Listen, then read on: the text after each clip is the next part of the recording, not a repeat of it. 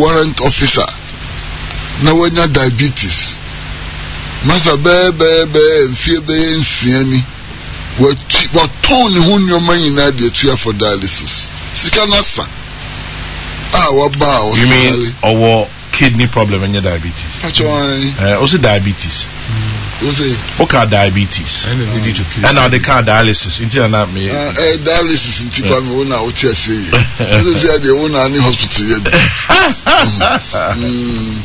na well the sika ina dialysis bibiasa na me pa say enti o man ben etimu na ye ka say yempani for no yare a me mfa won kwa brotire yensa won yare wo ha masa asama emupi onem che no because adua tetre ni say sempani for no so yare na se Ghana hospital no mbe kwa ombe fi wo mani no mo hwe na Ghana hospital no akoyie but the day wo mu so ni say enti upani yare pa na so mu so bewu ne bia ni kwa South Africa beti apo and I'm so poor way to Munti in the money water. Into a quiet baby, Nikaya Ding, and so on. Now, watch it, Jaku, we dear Master Kwame Chematin, watch it. Chematin, a Jaku, new way. Husupa na Yamabusafu na Yako. Na yinara yemfa ya nuntum na Ghana hospital no se nyim ye kakra na ne bo no so emra from kakra yinara ne nim se ka health insurance ye buy ebebo api en shutdown mwasa enti yempani fo yesremu ebrahye bedwafo omo wa ban mu omo nia ba afa and so on. Obia yen trotro adwen na yenya hihye ya ebema Ghana ni bia so yo kese so yo kitwa na yare etuma etumi ahwe no kama masa binum krom omudi 100 years bro binum 100 years and the oko Cuba life expectancy no fakwa nam na ehu behu obi a wadi 96 years and a pause sorry oko jogging and so on. It's all the medical system. We call South Korea, would be 120 and so on. That they would be 50 an hour. Until Yamabusia for Nina Yako, MPP for Yako, Yamagana mining in Ara Yako. Namum Yanshan Yanye and Yantu and Yama Yakakra. Coming Yamakano. Oh, Jim, why didn't you? And Nadia, Yamfa and check a sepa, Namo Tifuna. And can come in on Mama Daromanti, let me a free bantuma, the best from Ghana, parting penny for a binding a pound for in check a same home.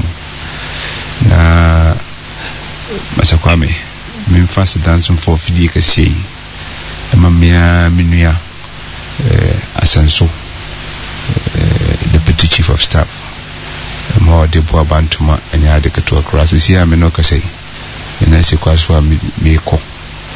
Bantama akoye donation bia wadi abefam so se me fankoche bantama fon kanyan kanibi na akronosem kunye o bantama papa ntime fo fidi kati so adomasi na makachire momo twemi so bantama se adwuma ndoso na mkwaso ba ontwen na asakwame makase wabonyum papa na mede ba ko amesiro no se se o fidi fo no betime ya omomo ankase wo humi nei many de baby since we've been much as Mr. Lumbanana boy. Yeah. Chamajuna. Yeah. And Nipa, I'm really homai. Opanini Imano Chamateja Ajako. Minya me kotono parliament. Na papai. Nankopon fan currency. Amen. Papai. TV's Mwana Mishono before I make parliament, you know.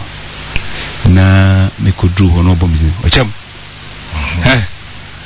wona akwanda ni bantu mu musano o ma yehu se arehye mu ho bantu masesa no ni matimi sesa na obo bi dina me machine say papa me ni shiada na hu ni say ni na ye ba nyina mo tai na oye so kind, so nice, so gentle, so open, and so inspiring. Oye ubia na say uhe komo ayi didi ya say MPP new, say NDC new, ubia was some connection or some kind of linkage, and now bia what did touch him. He was so good and great person. So bamu ama fufura me didn't koto konfona chimochire I mean na machiri hono me ko a paja mani hwe konfona chidaya na mani kusi America na masama America ne se the konfona teaching hospital no be na ma me da no this service say no it's a deaf chamber edini pa ko ho mani ku because me ko hono enema me hunu ye na me hunu se sanka me ma me wa America nka we ya de ketuwa bi men kase sebe ye mo ehumai e ko for na chi enuma yim da bi san meka te me kan say we can change it ye betumi asesa no se ye twetwa ntokuro ai sika fam enye di kase edoye man patriotic Ghanaians na amagana sika ewo amagana ejapade koko box site ni bibia ye wo se di ye ni ye nkoa dia as citizens patriotic Ghanaians not spectators kronos watia ye betumi ya ye ni ye ade be na Ghana ye ni na asa mi twem na mi hwe def chimba no na me say busa mu za anye bia me sesa me nemanko na me nko to asonta America na me nya kwa na me mpakwa bi suma sesa me nua no nko na say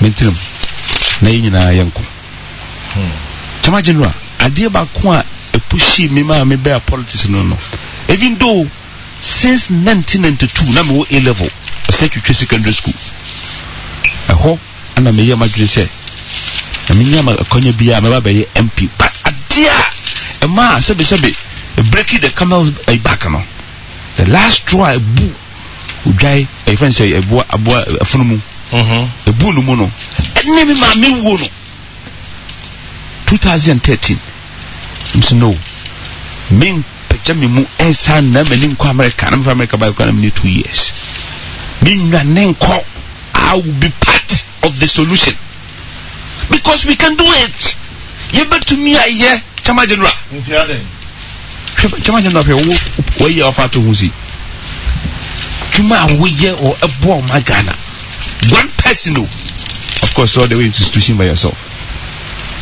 let me say more be them kwaso and repem no better chama general we can do it adai and amagana ema ehwehwe ma say adai chama general make it say emra me ye madwe say me from America after 14 years me kan to my Brazil pa na me person do Ghana na me dika to quite ko be 25 countries in America ma UK ma countries be na me hwetem bia ma ne besi Ghana no Ghana can develop so quick so fast we have everything your member umunum de you will be bia I will go the bia e bet me develop it's a small country compared to America and 50 states e bet me ayenti no ya ngo me Ghana for nothing ya me Ghana for a reason enti me ba ade ba kwa chama general misro asisi a megusu a metia me misro no America mo wotem and say nyamia mfafie na bibi ketwa bi koto na se we nya doctor papa bi wo Ghana ha amana nso mo chama general wanhwa obefrimu abra ani kwase ofrimu wanhwa nurse ni bi ana doctor bi eto be experiment untimi diagnose problem no ehun ntam eno nchese Ghana for doctors emeyi that be correct one day se mu ye no Ghana ha ba bi ne amanone inti chama general adai na amagana ehwe ne masai adai yesu yenua nyina no na yesanso yemfa adesua bi enfrim se chama general se onya konya kodia ba mu na so ye adwuma yeni ye se omagana ni papa a citizen of Ghana Tamajina yeka yesua de from yanka hu say yempese obi be ko hospital ne aka kire ne say ahade ye hwe wa aniyi yemfa nkwa buchi yanka hu say yenia pese oyemayi hospital ne ye healthcare ne ye well-being ayenuma yedia wonsoso ye wodi ye. Be a citizen, pay your tax. So the union is kind of 10. No, does not mean say we should pay tax automatically. Taxpayers identification number. So say voice yanko fanko and quancha DFA and now yanko chair drumra and no one near high. About betting meshe, a bunch of ninja. I'm a sedu kwa amananya company area went to me. Tis a mensuminu me no trade taxes. Until the time of the customer will be at it. Semi shell shop. Anasa me ko shop bia ye ton ade oho na se men hu se tax stamp yi ebisi so atama judgment me catch your place mento e ba next time bi me se star bi ni so me catch se me report o ma giare sanse at home ketin eno na ye de ye empuntuo ama ni patminya ayaresa na se utiminya good healthcare. Enti Yesu Yesu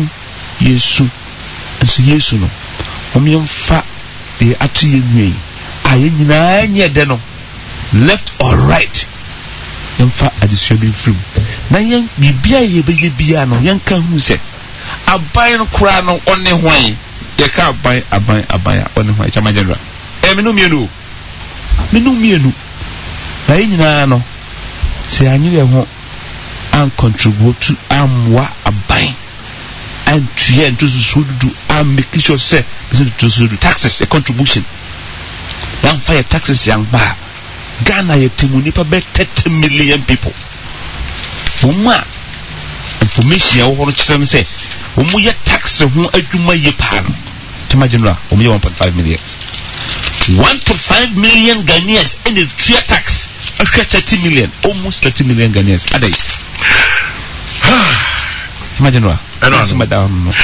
Talking about hospitals, Bank of Ghana has a state-of-the-art hospital at cantonments. Maybe you should find out if it's functioning or not. A great, extraordinary hospital. Achelos is asking me to do that. Good morning, Chairman General. You see, much as we are all sad and in a state of mourning at the untimely departure of our friend Ejakun, do we now realize the state of our health delivery and our health delivery system? He didn't even pass away here. Ordinary citizens are dying every hour in these same hospitals, but no one is talking about it and how to improve our health delivery. This sort of knee-jerk hypocrisy must stop. The people at the helm must get down and work. Otherwise, very soon, we the citizens will be the ones sending them to hospital. Good morning again. Fire sends that one. Masha Bejonia me fi central kwachaka abedu kwachaka mache. Yamije. Kwachaka baby. Yes, Chrissy. Asa kwa me ye kan yemia Ejakudi na me hwe de ubon krata no. Asa kwa se yemia Francis Osusu. Oh, Francis, also film the same day. Let's see Ukuada. Also same day. Same day. Oh, I didn't know Koshi. Masa Ibusu Kasa Asuna Nkohe, one of the other newspapers. Doctor Nibia, Yade Yaisika Shenwa Manabe Doctor, University of Ghana Medical School. We were Yedma Ghana Hospital Bebre. Wakoko ye further training as a neurosurgeon. Wow. Waba. And the Oka taxi. And you hono. He was in Fanny. As a friend Dr. Sedu. You hono. But I was it. Oho. And Nanka Woho hospital. And Wako China. Wako ye, Wako Shia Bia neurosurgeon. Nanya Yaw Mukran Ghana neurosurgeons ne wonu sha. Ye nibi. Waba. Afi Oka taxi. Na Oka inasam na se. Nika meni na tite. Basuti medical and dental council for swa. One doctor, woye doctor, wo practice wo ha, whole government hospital wo yedma wo ho. And wo ko sua bia ka ho. na de ne okusua ka ho no kra no ye ngin tumu a dadara yanga sa chere no University of Ghana Medical School eno so de aduma nyi ba adeni yesa ese benefit also the national kra coach Israel also the fly kra bimba enti again na haye Ghana for again pa de haye na nina no bebe no beti no ye ka hello Mahama Aban Akufo-Addo Aban President Kufuor-Aban and so on no research no so be no hospital no so Akufo-Addo Aban ye Mahama Aban ye Kufuor-Aban abba oh Kwajaga yes sir Ajakon anama nkomo ya bepie yo anopa me fa affiliation chair me constituency for you Memphis Central and omno mto abama na enia Ajakon ni we die aboy na prisa me die me no special relation bi many years back na me ye adwuma multinational bi na umma me call conference bi wo India me my family, my wife and children. Enti ekura French 9 it was the muse hotel ho me did na muse gentleman be very tall and very walk towards us na oba wetness no na o start to katwi as we humi mark ndu ni say me so be Ghana ni enti did koma no say friend no ayi Ajakon na oye a food and drug board director Atana President Kufuor ena waba India to into one ne buy. Na you can imagine how elated I was, how glad. So what took I call Sabia Pana Utala na o president ne open Sabana waba Vincent Edikoma, and I can tell you say the man I just say he was so down to earth. He didn't come from there. I'm saying about 3-4 days. Every day oba me room na oba frame say nkodidi me ne family me so be wie ntama na makofre no na yakodidi tete na onim ne babia na me nim ne babia entimi me didi na oba tena me ho na ye relation enti edi komo enti be in debt 3 days na onim obia na wakohia okrom ni na every time when ne didi enti I know the man very well enti the woman has several years me buy imagine time na President Kufuor president na many years na me buy parliament just last year na me bumpo into him no ye committee sitting me so me committee na me Messi road na me call no ohumia no say a gentleman I know you na me na tell me hu TV so because he was in the government na me hu no hu me da enti me da me hu na me from wife ya down for na ehia no India no ni obehwe no. And to be drew and the man recognized me. And I was shocked. I was, hey, Minia. So, Minia. No, besides, all time was, oh, never knew na Asia or India a hotel. No. And that made me respect the man. Say, after so many years, now, oh, share me straight away or recognize me. I had a lot of respect for him. From then on, every time he shared the parliament, at least 10 minutes. Di Indian komo di parliament komo enti any 3 days and no parliament sorry me who sa post no the whole of yesterday mentimi ankasa I'm the secretary something now then why did something no this man no I know him very well na he didn't know no so man na ya tambia me ni gina ho kasa no so oh it this man ye kasa kan no asema I don't know me or MPP me or NDC nenso because of that relation me who is sakura now I think everybody will testify say on too political or kasadia or budget or young political or she was a person is the same person I was surprised who so and or yare very strong very always laughing tembiano osre intimidia melusu ni papa adipa mishiana metuze onim me no a very long time and na we can we no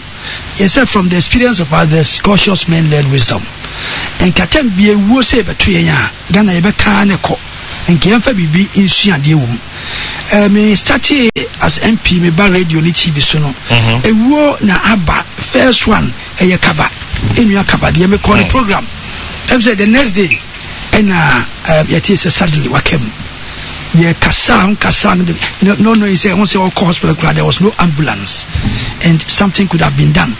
We you know politicians away back now the cars motorcade they load cars and cars they ba a year na see okra no emu ba ko betimi ato ambulance no but we did that ya kokasa ya mano a nice eulogy na ya churches be my 50,000 be my way and I felt it. I said no, this is not right. Na me call ni radio so because cars no this man shouldn't have died baby anko wu efro anchena alaji you could face alaji Bature also in similar circumstances and share kwa hwasema abansa na politicians yenye advantage oko na just politically no akọ maiska the cameras will be there na so kasa ye dey ko no ni encourage no engagement me save that particular person. We don't do it. A woman, a vice president, now former vice president, also so Kojima, also for lack of ambulance, I understand. Also na wakemsa and the woman in so abesadi. I believe, say, as a nation, we should learn from this. 3 days ago, na me share TV. Now this maritime hospital, na share the way you see and even helicopter pad, helicopter siwa say obi yare ya yetumi epekino near Geneva. This hospital is here for some years now. 3 days ago, me read the NHS the share TV now they are beginning to bring it up. Also the best in the sub-region. The University Hospital, Legondier, also I understand it's one of the best. I happened to attend a meeting with North American doctors, Ghanaians, association association of Ghanaians, doctors were North America, and that time they told me say hospital now University of Ghana no ya employ the previous CEO professor, one of the professors wakoho enyoma kodin komo one Dr. Finn and the chairman of the association, very close to me, Dr. Mrs. Finn. Now I just say ya recruit you on beba no mabe money this University Hospital to international standard.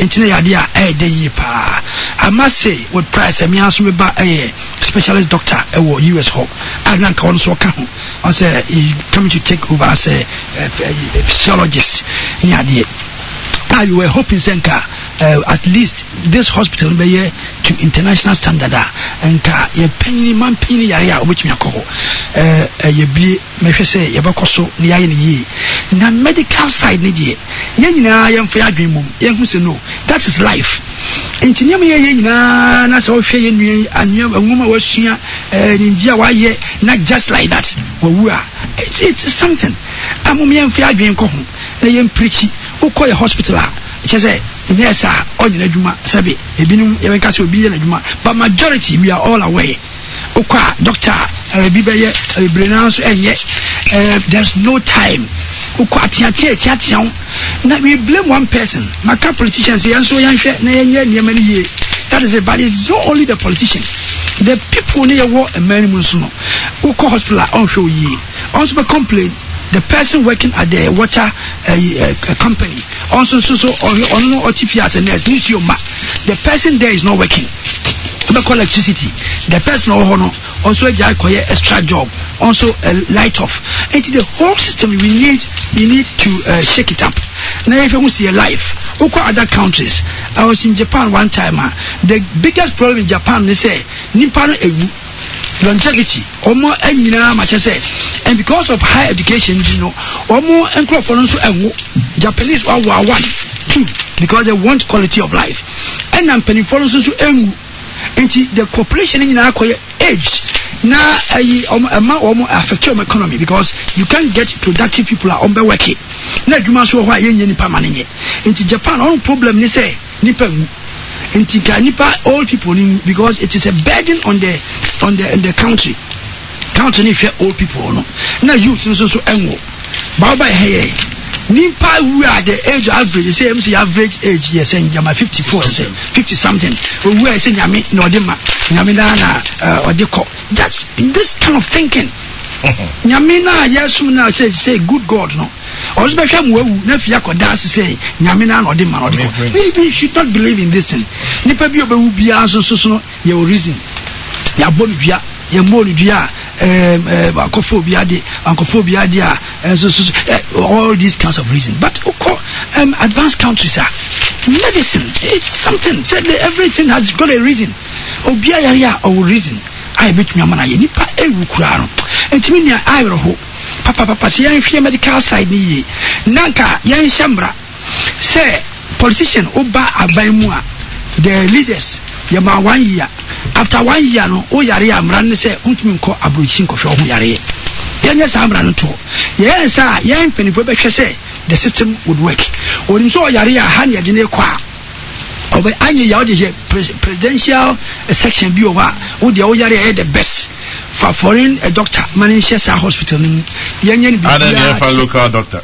O say I don't know foreign doctor near local doctor. Say or no all kwabrochi no bi on trust Ghana media no.